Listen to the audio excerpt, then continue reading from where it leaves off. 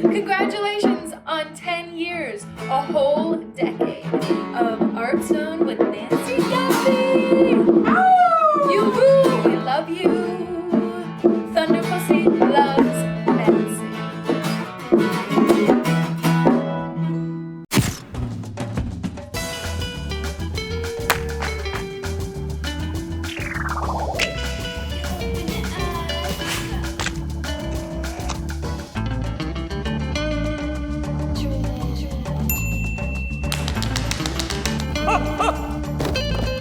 Hello, hello. Hit it, hit it.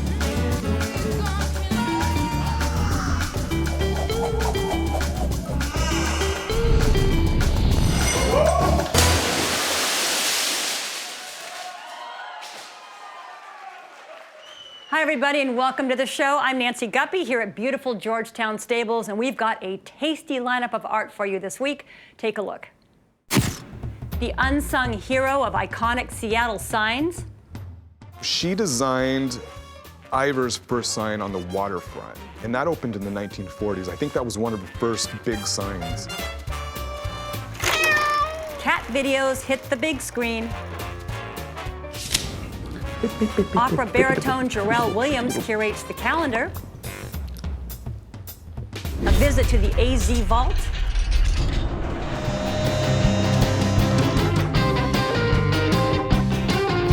And renowned singer-songwriter Randy Weeks.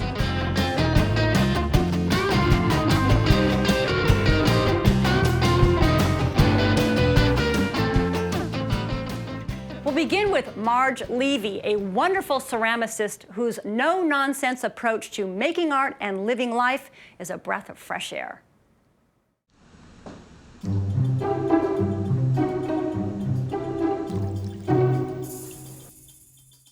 When I look back on my life, I think I had some really interesting parts. I was the professor of ceramics and other fine arts. Then I became the administrator. When I was dean at Michigan, I learned a whole lot, and it was almost like a graduate degree for me. I was the director of Pilchuck for 10 years, and then I became me.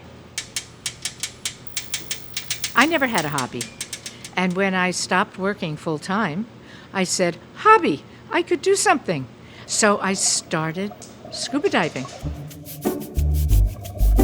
I've been on every exotic reef in the world, and it is beautiful. In the early 2000s, I came down to Pottery Northwest, and I looked around, and I was just sucked in. So I started taking classes, and I've been taking classes here for close to 20 years, I guess. I'm working on a series of boat shapes that reflect a view that you get when you finish scuba diving and you come up to the surface and you wait to get picked up by the boat that dropped you off. After I get the form finished, then I put surface color on it. I use this material, which is a combination of glaze and color. I have these printed transfers that I got a few years ago from China, and I figure out what the pattern will be. And I just press water through this tissue paper, and it will be the exact same color. It doesn't change color. The series is a series that I'm trying to grapple with. That's why I make more than one, because I'm searching for the perfect boat, and I haven't found it yet. My ideal would be to have water droplets all over the place. Pottery Northwest has given me a community. When I'm here, there is a vitality that I identify with, because I still think of myself as somewhere between 24, 36, and 43. And I see people of all ages People come from all parts of the world and connect here in a way that I think is rare, and it suits me. And you're the first person I ever met from Vladivostok. Yeah? Wow. Sometimes people know that I have a long background in ceramics, and I know a lot. Some people have no idea, and both are fine with me. What kind of thrills me about ceramics is that I can be really mindful. I like to touch, I like to feel, I like to have working time to think, and clay slows me down. I've always worked on containers, cups, bowls, and baskets. I mean, I could live in the woods if I had a cup, if I had a bowl, and if I had a basket. I decided to make some pills. This is my pill basket instead of my pill box, and I made happy pills. So if you want to be very happy, you take a whole happy pill, or this one you can break in half. I like things that I can put in my house and that I can live with. I want to remember all of the complexity that my life has had. I love contributing to the philanthropy in Seattle. And a few years ago, I made a service for 16 for the Seattle Art Museum Party in the Park. And people loved them, and I loved making them.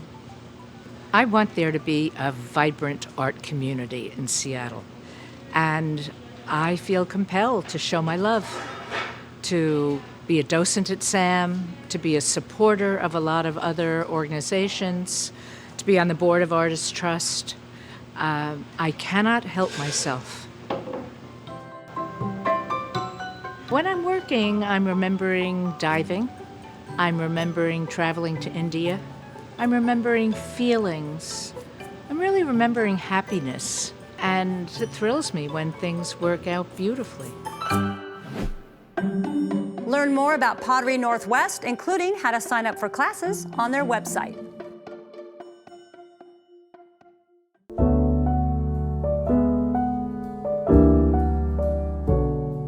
One of my favorite sections of the Sunday Seattle Times is the Pacific Northwest magazine because it includes intimate stories about local people and local places. Case in point is the January 26th edition, which featured a terrific article on Bea Haverfield, the designer behind many of Seattle's iconic neon signs. And here to talk about Bea and her signs is the writer, author, historian, and collector, Brad Holden. Hi, Brad. Hi. Welcome to the show. Thank you for having me. All right, so Bea Haverfield, called Seattle's Queen of Neon in your article, is responsible for really some of the best signage in the city, and yet I had never heard of her. So let's start there. Who is Bea Haverfield, and how did you find this story? Sure. Well, let me start out by talking about how I discovered her, because that basically leads into who she is. Great. So, as a hobby, I'm a picker. I like to show American pickers. I like to go out and find old antique things. Specifically, I like to find objects and artifacts from local history, anything historically significant or that has a good story behind it. And then what I typically do is I find this stuff, bring it home, research it, and then I post it on my Instagram page, Seattle Artifacts. Right. So about 4 or 5 months ago, I found an old menu for an old burger joint. I think it was from the 50s. So I brought it home and I researched it, as I do. And as I was researching it, I found some obscure reference to this lady named Bea Haverfield, who back in the 40s and 50s here in Seattle designed some of the city's most iconic signs. And so I was instantly intrigued, because I'd never heard of her before, like you were saying. Right. I'd never heard of her before. And I'm pretty up on my local history. Yeah, that's pretty amazing if you hadn't heard of her. Yeah. So at that moment, my focus shifted. I wanted to find out more about her. So I started research, and I figured, surely there must be a magazine or newspaper article written about her if she designed all these signs, but there was nothing. There was nothing out there about her. The best thing I could find is there was a blog about kind of the local art scene, and it was talking about a local artist named Eli Wolf.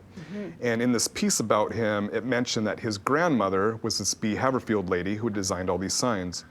So I reached out to him on social media, on Instagram, He got back to me and said, I'd love to talk to you, but if you really want some good information, you should probably talk to my mother, Kathleen. So B's daughter. B's daughter, yeah, exactly. So I emailed her, and she was thrilled that somebody was finally taking an interest in the story of her mom. So she was very receptive, and in fact, she invited me up to her house. She said, we should probably just meet in person and I can go over it. And in fact, I have a lot of her original sketches if you're interested in seeing it. And I was like, of course. Of course I am. Yeah, sign me up. Yeah. This is the stuff I live for. Yeah.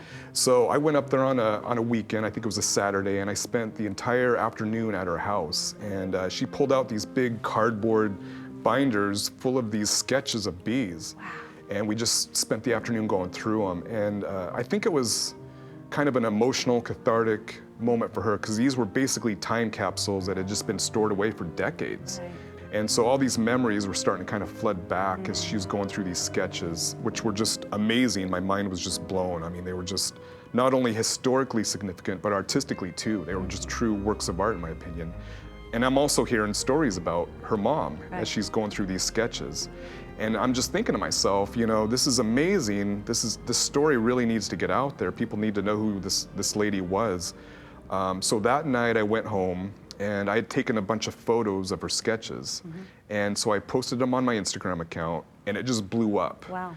I've been doing it for years and this was the most liked, most commented on post. It got everybody going. Yeah. And that's when I knew, like, okay, it's not just me that thinks her story's cool. Other people do too. We got to get this We story got to get this out. And that's Yeah. what led me to write the story for Pacific Northwest magazine. Right. Well, so how did Bea get her start in sign design? I mean, did she have a background in design? No formal training. So basically, she was just one of those people that was just born very artistically gifted. Yeah.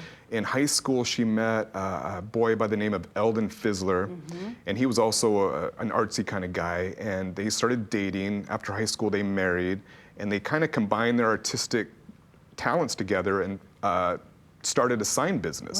Right. And I think that's where she got her training. She just kind of learned from the ground up how to, design elements and how to put together a good sign. And she designed and he would fabricate them? Is that how it worked? I think early on they were both designing, and then at some point he was the one who was making the signs and she was the designer. And then World War II hit. Right.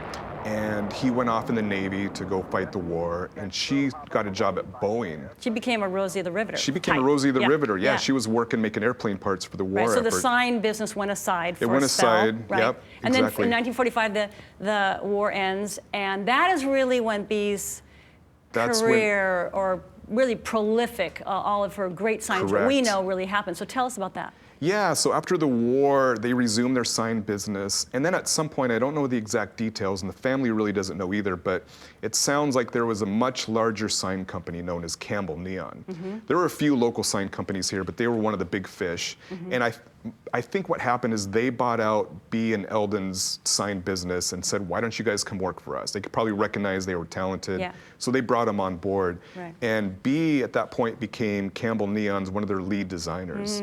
There weren't a lot of women doing what she was doing. Right. Which makes the story all that much more remarkable. Right. And obviously she did great, because these signs we still know about today, and here we are talking about it. They're incredible. Yeah. Are any of her really early signs around still, like literally out in the world?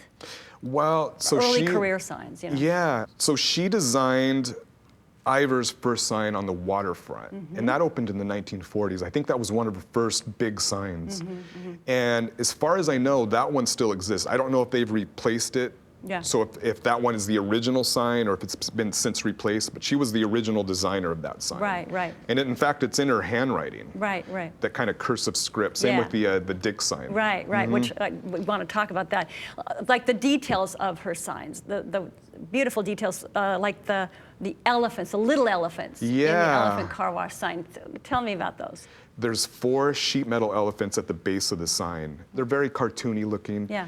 And they were for her 4 children. She had 2 daughters and 2 sons. That's so great. And at that point in her career, I think she had enough confidence where I'm going to add this. And, right. And that was just her own. And it's going to work. And it's going to work. And it absolutely works. And it did, yeah.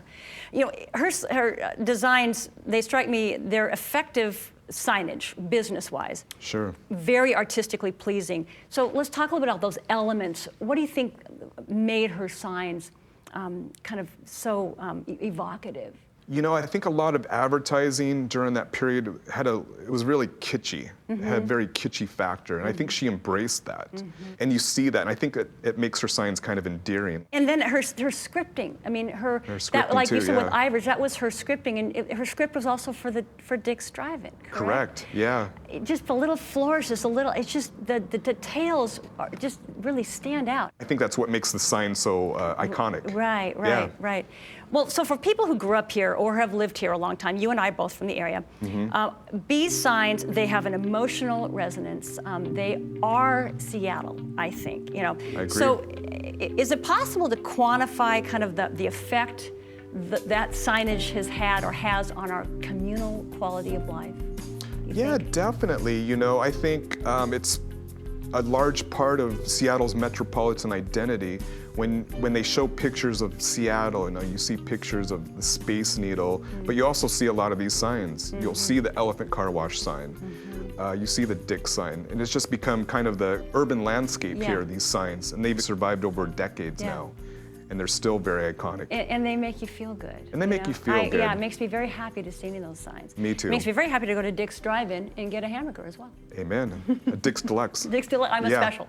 Oh, you're Dick's a special, I'm okay. a special, yeah. Okay. Yeah. And fries and a chocolate shake. You gotta have the fries. You gotta have the fries, yeah. Well, thank you so much for coming in and talking with us. Absolutely. And thank you so much for writing that article, because it caught my attention immediately. Thank you. So a link to Brad's Seattle Times article on B. Haverfield is on our website, and an exhibit of B's original sketches will open next fall at Edmonds Historical Museum. Also, pick up Brad's latest book, Seattle Prohibition, Bootleggers, Rum Runners, and Graft in the Queen City, in bookstores and online, and follow Brad on Instagram under the name Seattle Artifacts. Well, thank you, and cheers to the Queen of Neon. Cheers. B. Haverfield. B. Haverfield. Yes.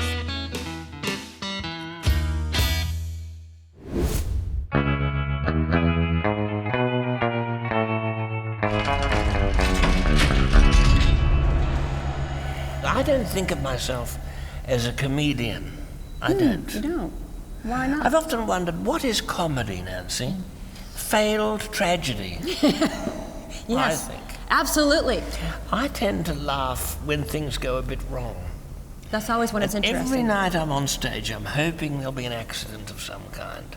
Not to me, but to someone in the audience. Some bit of masonry might fall on them. And then you Would take make that. my night.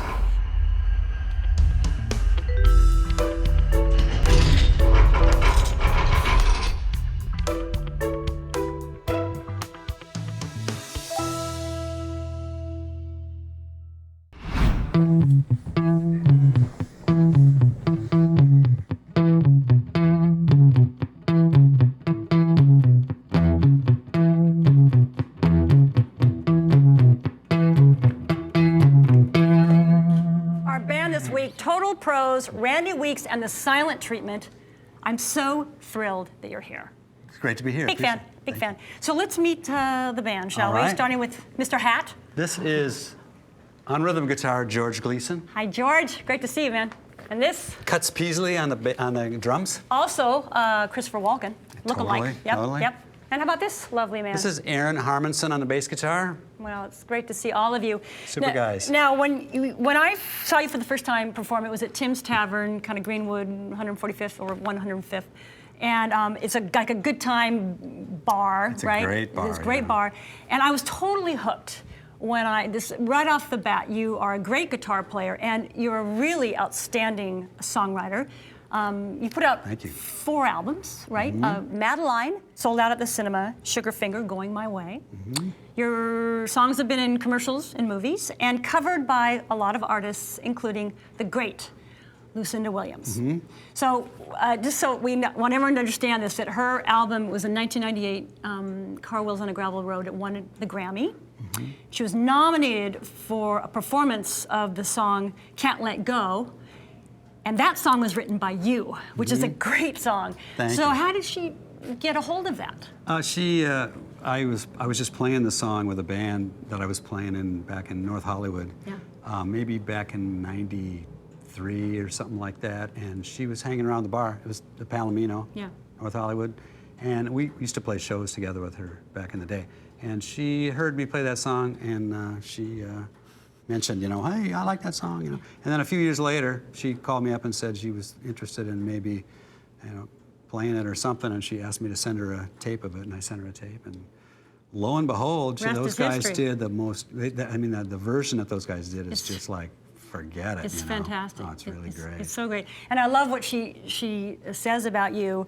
Lucinda Williams, quote, Randy Weeks writes amazingly well-crafted, beautifully melodic songs and delivers them with his own brand of laid-back vocals and a surfboard cool, very hip approach. What great words to hear from such a wonderful Yeah, artist, that's great, right? Yeah. Well, you're going to play us a couple songs, I know, here. Mm-hmm. And what song are you going to play first? I guess we'll play Can't Let Go. Yay! What can you Yay! do? We're all very excited. Okay, so I'm going to play Can't Let Go. Are you all silent treatment? And Randy, are you ready to do this thing? Yeah? These guys are always ready. They're always ready. They're ready to Are go. you ready? I'm ready to go. All righty. Randy Weeks and the silent treatment.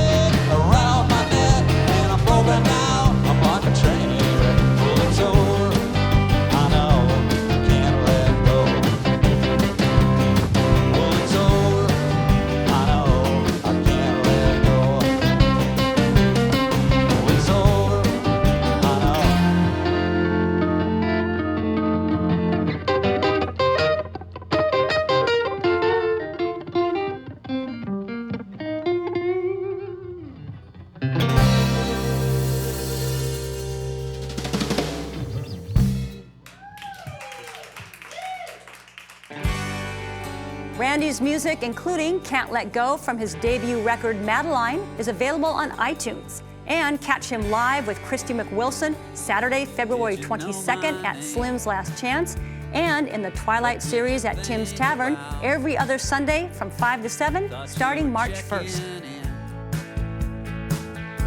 You were checking out.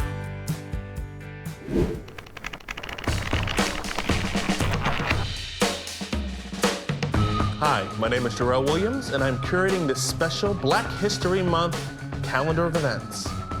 Let's start out with the Smart Films Black Excellence series at Bainbridge Island Museum of Art. Throughout February and into March, BIMA will feature one outstanding film a week with an evening showing that will include a facilitated discussion with curator Sadie McInnes. You can see Precious on February 25th, Do the Right Thing on March 3rd, and If Beale Street Could Talk on March 10th. Next, we'll head over to the Northwest African American Art Museum for their show, Iconic Black Women, Ain't I a Woman? With his signature abstract cubism and surrealist style, Hiawatha D pays homage to the resilience, power, and beauty of historical Black women. Subjects include Harriet Tubman, Oprah Winfrey, and former First Lady Michelle Obama. I love you. See the show now through March 15th. If you're looking for some jazz, the Royal Room presents 188 Sullivan, Charlie Parker's New York in the 50s. Parker is arguably one of the greatest saxophonists of all time. This celebration brings together talent that includes the Devon Lewis Quartet, the Seattle Modern Orchestra, and international superstar and worldly soprano Angela Brown, who is also my co-star in the opera Charlie Parker's Yardbird. This one-night event happens Monday, February 24th. And that brings me to my show, Charlie Parker's Yardbird at Seattle Opera. This contemporary opera shadows alto saxophonist Charlie Parker and his contributions to jazz, most notably the development of bebop. With the help of his family and friends like Dizzy Gillespie, performed by me, Parker gets closer and closer to realizing his dream of creating his final masterpiece. The Seattle Opera is proud to bring this piece to the stage during Black History Month and on the 100th anniversary year of Charlie Parker's birth. You can see this 90-minute no-intermission show starting February 22nd through March 7th. Get your tickets now before they fall off the charts. The jazz charts.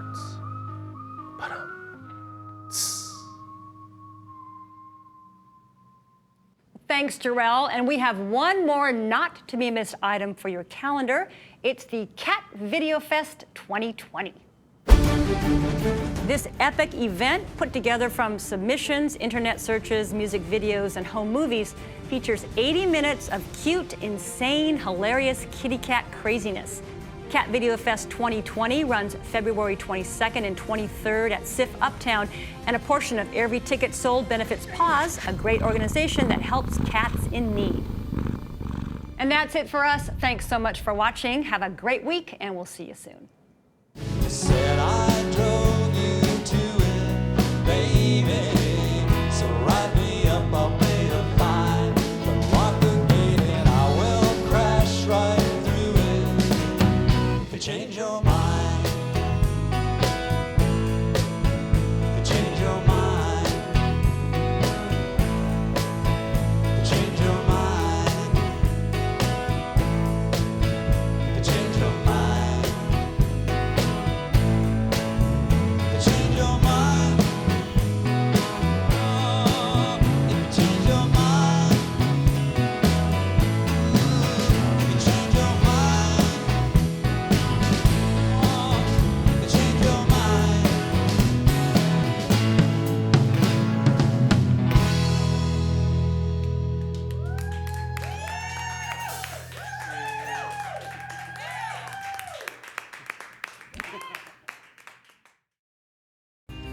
Art Zone is filmed on location at Georgetown Stables, the coolest event space in Seattle.